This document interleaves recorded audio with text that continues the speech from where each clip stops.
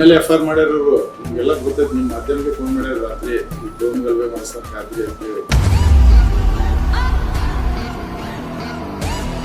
2008 2013 2018 ನಿರಂತರ ವಿರೋಧ ಮಾಡ್ಯಾವ. ಅವ್ನು BJP ಏಜೆಂಟ್ ಅವ.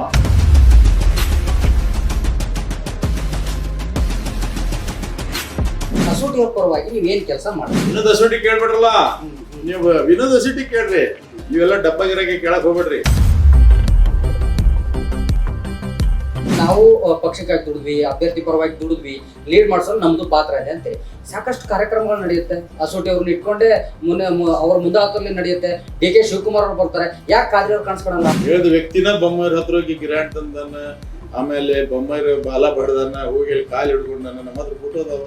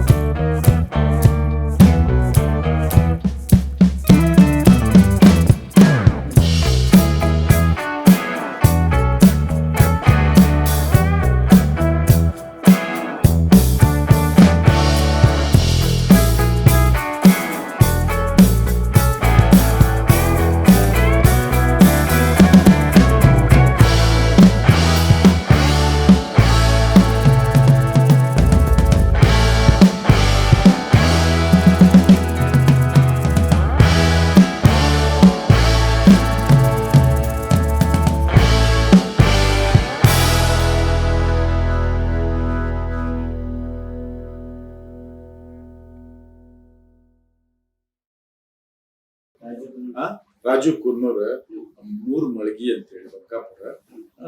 ಒಂದ್ 5-6 ಜನ ನಾವು ಲೋಕಲ್ನವ್ರು.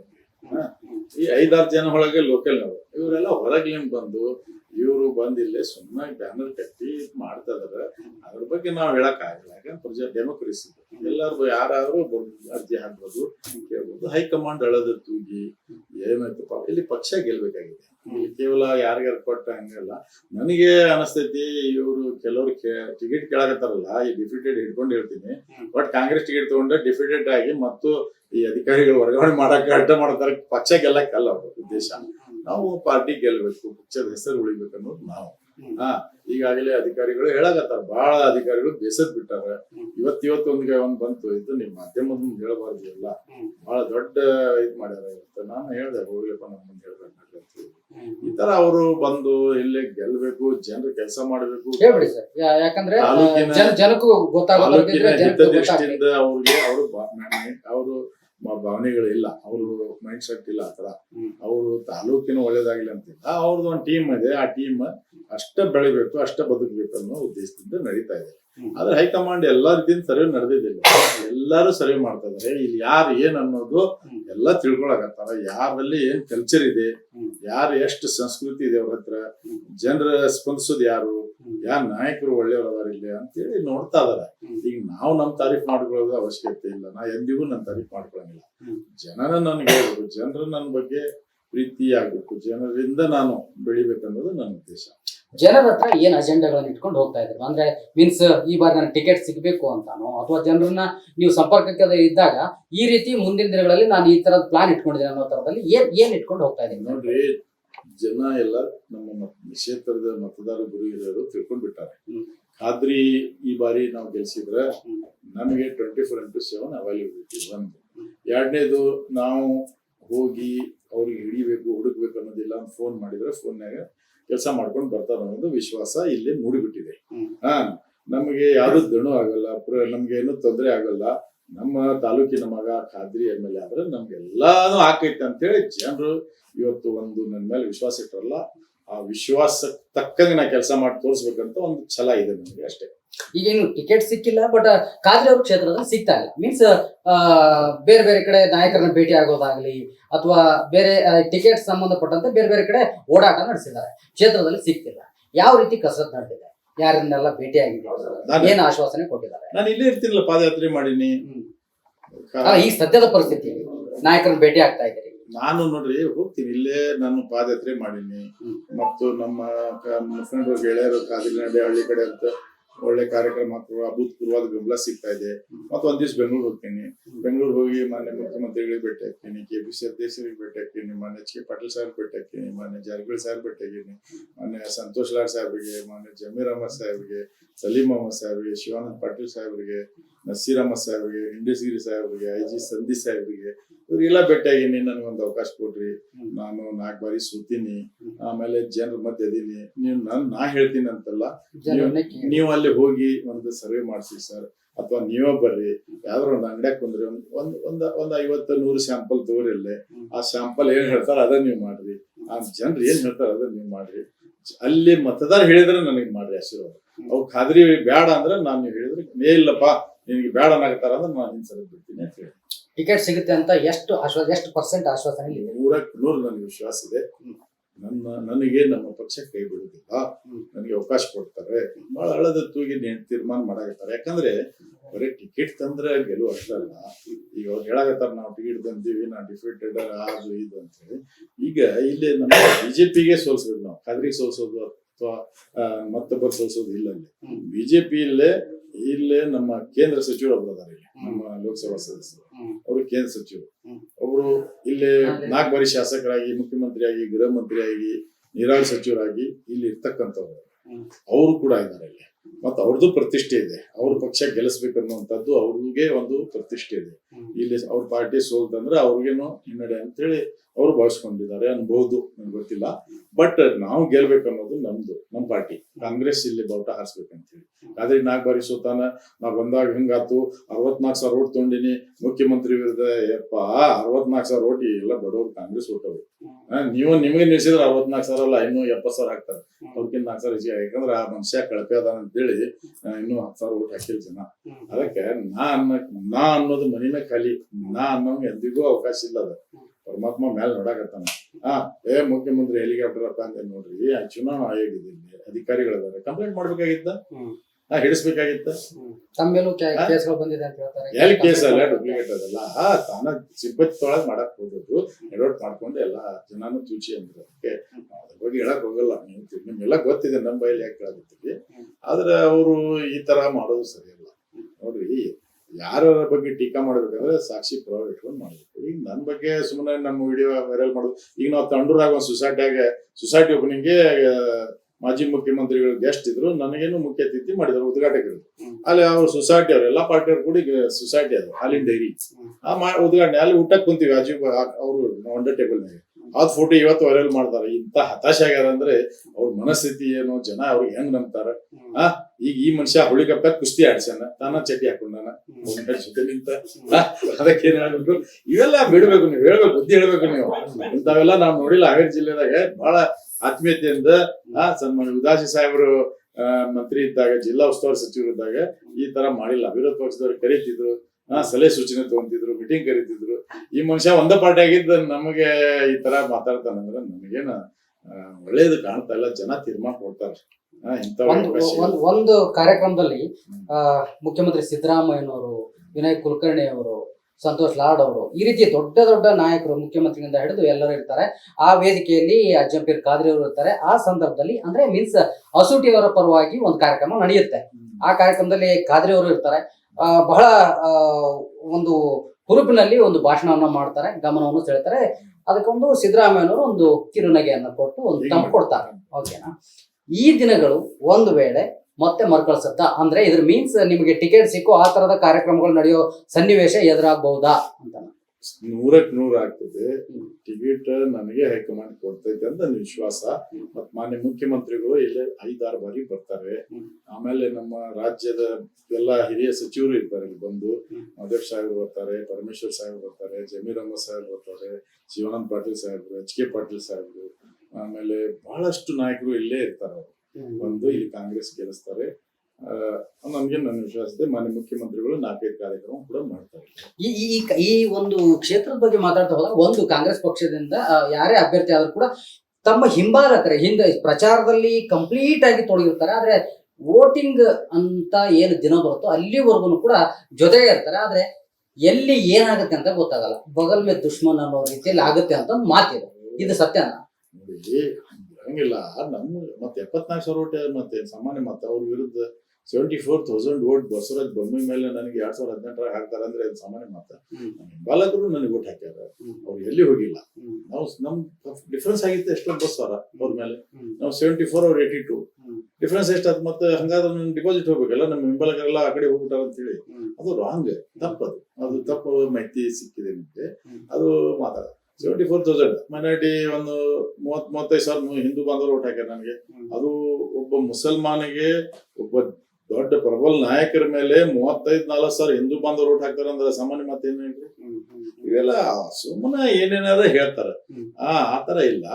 ನಮ್ಗೆ ಎಲ್ಲಿ ತೊಂದರೆ ಆಗ್ತೈತೆ ಅಂದ್ರೆ ನಮ್ಗೆ ಈಗ ನೋಡ್ರಿ, ಸಾಮಾನ್ಯ ಮತದಾರ ಎದಕ್ಕೆ ಸಂಬಂಧ ಇಲ್ದ ವೋಟರ್ಸ್, ಕೂಲಿ ಕಾರ್ಮಿಕ ಅಥವಾ ಲೇಬರ್ ಕ್ಲಾಸ್ ಜನ ಅಥವಾ ದೊಡ್ಡ ವ್ಯಕ್ತಿ ಇದ್ರು ಎದಕ್ ಸಂಬಂಧ ಇಲ್ದವ್ರು ಇದ್ದಾಗ ನಾವು ಅವ್ರಿಗೆ ರೀಚ್ ಆಗಕ್ಕಾಗಲ್ಲ. ಅವ್ರು ರೀಚ್ ಆಗ್ತಾರೆ. ಅವ್ರು ಬೇರೆ ಬೇರೆ ರೀತಿಯಿಂದ ರೀಚ್ ಆಗಿ ಅವ್ರ ಮೈಂಡ್ ಡೈವರ್ಟ್ ಮಾಡ್ತಾರೆ. ಖಾದ್ರಿಗೆ ಬೇಡ, ಖಾದ್ರಿ ಒಳ್ಳೆ ವ್ಯಕ್ತಿ, ಆದ್ರೆ ಮುಸ್ಲಿಂ, ಈ ಖಾದ್ರಿಗೆ ಎದ್ರ ಹಂಗಾಕೈತಿ, ಹಿಂಗಾಕೈತಿ, ಅದಾಕೈತಿ ಅಂತ ಹೇಳಿ ಅಂದಾಗ ಸಾಮಾನ್ಯ ಮತದಾರಗೆ ಅದು ಒಂದ್ ಕಡೆ ಎಲ್ಲೇ ಒಂದ್ ಕಡೆ ಸ್ವಲ್ಪ ಇಲ್ಲ ಒಳ್ಳೆ ವ್ಯಕ್ತಿ ಅಂತಾರ. ಅಯ್ಯ ನಾವ್ ಅಂತೀವ್ರಿ, ಆದ್ರೆ ಬೇಡ ಈ ಸಲ ಇವ್ರು ದೊಡ್ಡ ಲೀಡರ್, ರಾಜ್ಯ ನಾಯಕರು ಅಂತೇಳಿ ಮತ್ ಸ್ವಾಭಾವಿಕ ನೋಡ್ರಿ. ಅದು ಈಗ ಬಂದಾಗ ಈಗ ಆಯಾ ಕಮ್ಯುನಿಟಿ, ಆಯಾ ಲೀಡರ್ಸ್ ಬೇರೆ ಕಡೆಯಿಂದ ಬಂದು ಅವ್ರಿಗೆ ಮನವೊಲಿಸ್ತಾರ. ಅದು ಅಷ್ಟ ನಮ್ಗೆ ಹಿನ್ನಡೆ ಆಗೋದು. ಈ ಬಾರಿ 40,000 ಲೀಡ್ಲಿ ಗೆಲ್ತೀನಿ ನಾನು, ಬರೋದ್ ಇಟ್ಕೊಂಡು 40,000 ಲೀಡ್ಲೆ ನಾನೇ ಗೆಲ್ತೀನಿ. ಇದು ಯಾವ ತರ ಲೆಕ್ಕಾಚಾರ? ಯಾವ ತರ ಲೆಕ್ಕಾಚಾರ ನನಗೆ ಕೇಳ್ರಿ. ನಮ್ಮ ಕಾಂಗ್ರೆಸ್ ಪಕ್ಷದ ಸಾಮಾಜಿಕ ನ್ಯಾಯ, ಕಾಂಗ್ರೆಸ್ ಪಕ್ಷದ ನಾಯಕತ್ವ, ಸನ್ಮಾನ್ಯ ಸಿದ್ದರಾಮಯ್ಯ ಸಾಹೇಬರ ಜನಪ್ರಿಯತೆ, 5 ಗ್ಯಾರಂಟಿ, DK ಶಿವಕುಮಾರ್ ಸಾಹೇಬರ ಇವತ್ತು ಒಂದು ನಾಯಕತ್ವ, HK ಪಾಟೀಲ್ ಸಾಹೇಬ್, ಸಂತೋಷ್ ಲಾಡ್ರ ಅವರು ಈ ಕ್ಷೇತ್ರದ ಮೇಲೆ ಅತ್ಯಂತ ಪ್ರೀತಿ, ಜಮೀರ್ ಅಹಮದ್ ಸಾಹೇಬರು ಈ ಕ್ಷೇತ್ರದ ಮೇಲೆ ಬಹಳ ಅಭಿಮಾನ ಇಟ್ಟಾರೆ, HK ಪಾಟೀಲ್ ಸಾಹೇಬರು, ಜಾರಕಿಹೊಳಿ ಸಾಹೇಬರು, ಇವರೆಲ್ಲ ಮುಖಂಡರು ಇಲ್ಲಿ ಬರ್ತಾರೆ. ಮತ್ತೆ ಅವ್ರ ಶಕ್ತಿ, ನಮ್ ಸಂಘಟನೆ ಎಲ್ಲ ಸೇರಿದ್ರೆ 4,000 ಲೀಡ್ಲಿ ಗೆಲ್ತೀವಿ. ಇಲ್ಲಿ ಈಗ 17-18 ಜನ ಏನ್ ಆಕಾಂಕ್ಷಿ ಇದಾರೆ. ಈಗ ನೀವು ಎಲ್ಲರಿಗೂ ಅವ್ರದೇ ಆದ ಒಂದು ಅಭಿಮಾನಿಗಳಿರ್ತಾರೆ, ಅವ್ರ ಫ್ಯಾನ್ ಬೇಸ್ ಇರುತ್ತೆ, ಅವ್ರ ಹಿಂಬಾಲಕರು ಇರ್ತಾರೆ. ನೀವು ಒಂದು ವೇಳೆ ನಿಮ್ಗೆ ಟಿಕೆಟ್ ಸಿಕ್ಕರೆ ಇವ್ರನ್ನೆಲ್ಲ ವಿಶ್ವಾಸಕ್ಕೆ ಹೇಗೆ ತಗೋತೀರ ನೀವು? ನೋಡಿ, ಟಿಕೆಟ್ ನೋಡಿ, ಅವ್ರು ಎಲ್ಲಾರು ಕೂಡಿ ಪಾರ್ಟಿ ಗೆಲ್ಸೋ ಮನಸ್ಥಿತಿ ಇದ್ರೆ ಅವರೆಲ್ಲ ಬರ್ತಾರೆ, ನಾವು ಕರಿತೀವಿ, ರಿಕ್ವೆಸ್ಟ್ ಮಾಡ್ತೀವಿ. ಅವ್ರು ಏನೋ ಬ್ಲ್ಯಾಕ್ ಮೇಲ್ ತಂತ್ರ ಮಾಡಿದ್ರೆ ಮತ್ತೆ ಅವ್ರ ಪಾಡಿ ಅವ್ರ ಕೈ ಬಿಡ್ತೀವಿ. ನಾವು ಜನರ ಬಳಿ ಹೋಗ್ತೀವಿ. ನಮ್ ಈ ಕ್ಷೇತ್ರದ ಮತದಾರರಿಗೆ ಕೇಳ್ಬೇಕಲ್ಲ, ಅವ್ರು ಆ ತಾಲೂಕಿನವ್ರು ಆ ಬೇರೆ ಕಡೆ ದೂರ ಬಂದವ್ರು ಅಲ್ಲಿಂದ ಲಾರಿ ತುಂಬಿಕೊಂಡು ಬಂದು ಇಲ್ಲಿ ಓಟ್ ಹಾಕ್ಸೋದಲ್ಲ ಅದು. ನಾವಿಲ್ಲಿ ವೋಟರ್ಸ್ ಹತ್ರ ಹೋಗ್ತೀವಿ, ನಮ್ಮ ಕಾರ್ಯಕರ್ತರ ಪಡೆ ಇದೆ, ನಮ್ಮ ಸ್ನೇಹಿತರದಾರೆ, ಯುವಕರದಾರೆ, ಸಾಧೆಪ್ಪಣ್ಣ ಅಂತ ದೊಡ್ಡ ದೊಡ್ಡ ನಾಯಕರದಾರೆ. ಇವರೆಲ್ಲ ಅವ್ರ ಲಿಂಗಾಯತ ಸಮಾಜದವರು, ಅವ್ರ ಲಿಂಗಾಯತ ಎಲ್ಲ ದೊಡ್ಡ ದೊಡ್ಡ ಕಮ್ಯುನಿಟಿ ಅವ್ರು ಅದಾರ. ಇಲ್ಲಿ ಗ್ರೂಪ್ ಸಮಾಜದವರು, ಮರಾಠ ಸಮಾಜದವರು ಎಲ್ಲ ಅದಾರೆ. ಎಲ್ಲರೂ ಹೋಗ್ತಾರೆ, ಸಮಾಜಕ್ಕೆ ಹೇಳ್ತಾರೆ. ಮತ್ತೆ ಸರ್ಕಾರ ಇದೆ, ಇನ್ನೊಂದು ದೊಡ್ಡ ಅಡ್ವಾಂಟೇಜ್ ಸರ್ಕಾರ ಇದೆ. ಸರ್ಕಾರ ನಮ್ಮ ಪಕ್ಷ ಕಾಂಗ್ರೆಸ್ ಸರ್ಕಾರ ಇದೆ. ಮತ್ ಕಾಂಗ್ರೆಸ್ ಸರ್ಕಾರ ಇದ್ದಾಗ ಇನ್ನೂ 4 ವರ್ಷ ಸರ್ಕಾರ ಇದೆ. ಜನರು ಕೂಡ, ಸಾಮಾನ್ಯ ಜನರು ಕೂಡ ಸರ್ಕಾರ ಇದ್ದಪ್ಪ ಕೆಲಸ ಹಾಕಾವು. ಅದ್ರ ಜೊತೆಗೆ ಖಾದ್ರಿ ಒಳ್ಳೆ ವ್ಯಕ್ತಿ, ಈ ಸಲ ಒಳ್ಳೆ ವ್ಯಕ್ತಿ ನಿಂತ ನಮ್ಗೆ ಓಟ್ ಹಾಕೋಣ. ಬಿಜೆಪಿಗೆ ಓಟ್ ಕೇಳೋದ್ ನೈತಿಕತೆ ಇಲ್ಲ. ಇಲ್ಲಿ ಅವ್ರು ಪ್ರಯತ್ನ ಮಾಡ್ತಾರೆ, ಮಾಡಿದ್ರು ಕೂಡ ಜನ ಸರ್ಕಾರ ಇಲ್ಲ ಅವ್ರದ್ದು. ಸರ್ಕಾರ ಆಮೇಲೆ ವ್ಯಕ್ತಿ ಎರಡು ನೋಡ್ತಾರೆ.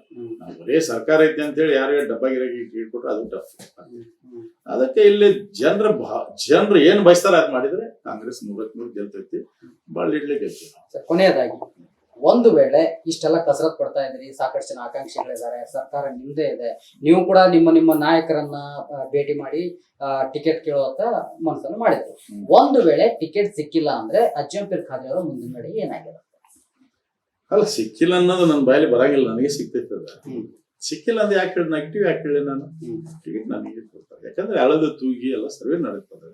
ಈಗ ನಿಮ್ದ ಸರ್ವೆ ಆಗಿ ಬಂದಿದೆ, ನೀವೇನ್ ಕಾಂಗ್ರೆಸ್ ಪಾರ್ಟಿ ಅಲ್ಲ, ನೀವು ಪಕ್ಷಾತೀತ ಚಾನೆಲ್ ನಿಮ್ದು.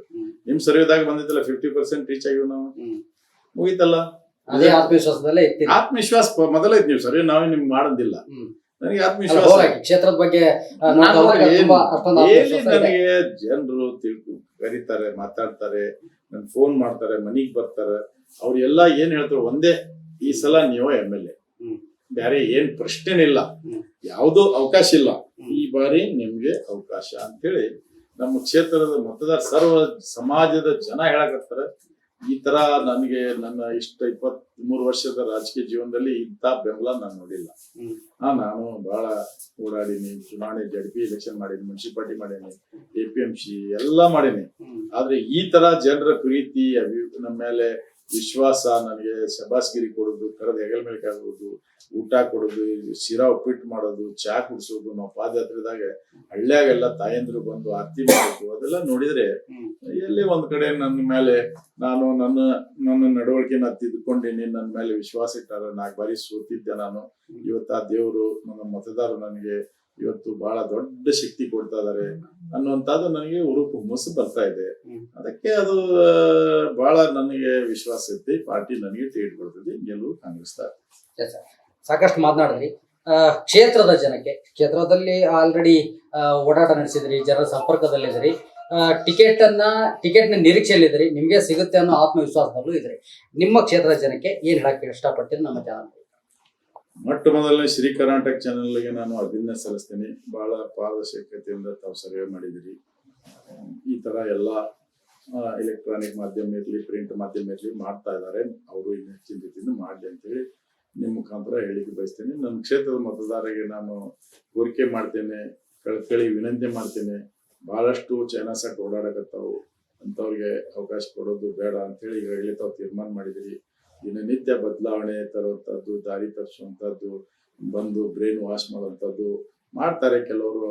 ಅವ್ರ ಮಾತಿಗೆ ತಲೆ ಬಾಗಿಸ್ತಾರೆ, ಕೆಲವರು ಅದಕ್ಕೆ ಉತ್ತರ ಕೊಡಕತ್ತಾರೆ.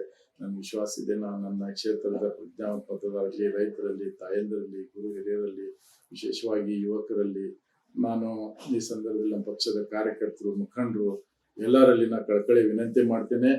ಈ ಬಾರಿ ಕಾಂಗ್ರೆಸ್ ಪಕ್ಷ ಗೆಲ್ಲಬೇಕು, ಅಜ್ಜಂಪೀರ್ ಖಾದ್ರಿಗೆ ಆಶೀರ್ವಾದ ಮಾಡಬೇಕು. ಧನ್ಯವಾದಗಳು.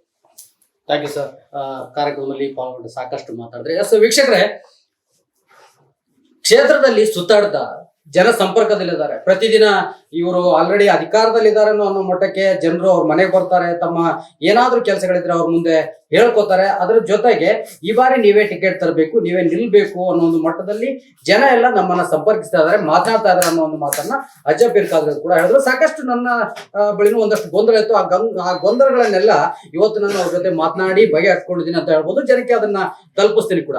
ಎಲ್ಲೋ ಒಂದ್ ಕಡೆ ಒಬ್ಬ ಟಿಕೆಟ್ ಆಕಾಂಕ್ಷಿ ಅಂತ ನೋಡಿದಾಗ ಯಾವ ರೀತಿ ಆತ್ಮವಿಶ್ವಾಸದಲ್ಲಿದ್ದಾರೆ ಅಂದ್ರೆ, ಖಂಡಿತವಾಗಿ ಬಂದಿಟ್ಕೊಳ್ಳಿ, 40,000 ಲೀಡ್ ಅಲ್ಲಿ ನಾನು ಗೆಲ್ತೀನಿ ಅನ್ನೋ ಒಂದು ಮಾತನ್ನ ಸೈಯದ್ ಅಜ್ಜಂಪೀರ್ ಖಾದ್ರಿ ಅವರು ಹೇಳ್ತಕ್ಕಂಥದ್ದು. ಈ ಪೈಕಿ ಜನರ ಒಂದು ತೀರ್ಮಾನ ಏನಾಗಿರುತ್ತೆ? ರಾಜ್ಯ ನಾಯಕರು ಟಿಕೆಟ್ ಕೊಡ್ತಕ್ಕಂಥ ಸಂದರ್ಭದಲ್ಲಿ 18 ಜನರ ಪೈಕಿ ಯಾರತ್ತ ವಾಲ್ತಾರೆ? ಇಷ್ಟೊಂದು ಆತ್ಮವಿಶ್ವಾಸದಲ್ಲಿರ್ತಕ್ಕಂತಹ ಅಜ್ಜಪ್ಪಿ ಕಾಲಿಯವ್ರ ಪರವಾಗಿರುತ್ತಾ ಅಥವಾ ಉಳಿದ ಅಭ್ಯರ್ಥಿಗಳ ಪರವಾಗಿರುತ್ತಾ, ಆಕಾಂಕ್ಷಿಗಳ ಪರವಾಗಿರುತ್ತಾ, ಏನಾಗುತ್ತೆ ಅನ್ನೋದನ್ನ ಸದ್ಯದಲ್ಲಿ ಕಾದು ನೋಡೋಣ. ಇಷ್ಟೊತ್ತು ಸಾಕಷ್ಟು ಮಾತನಾಡಿದ್ವಿ. ಕಾರ್ಯಕ್ರಮಕ್ಕೆ ಬಂದಿರತಕ್ಕಂಥ ಅಜ್ಜಪ್ಪಿರವ್ರಿಗೂ ಕೂಡ ನಾನು ಧನ್ಯವಾದಗಳನ್ನ ಹೇಳ್ತಾ ಇವತ್ತಿನ ಕಾರ್ಯಕ್ರಮ ಮುಗಿಸ್ತಾ ಇದ್ದೀನಿ. ನಮಸ್ಕಾರ.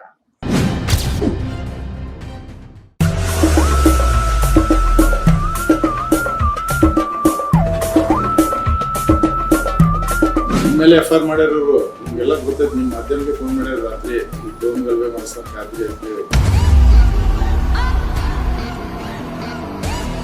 2008, 2013, 2018 ನಿರಂತರ ವಿರೋಧ ಮಾಡ್ಯಾವ. ಅವ್ನು BJP ಏಜೆಂಟ್ ಅವ.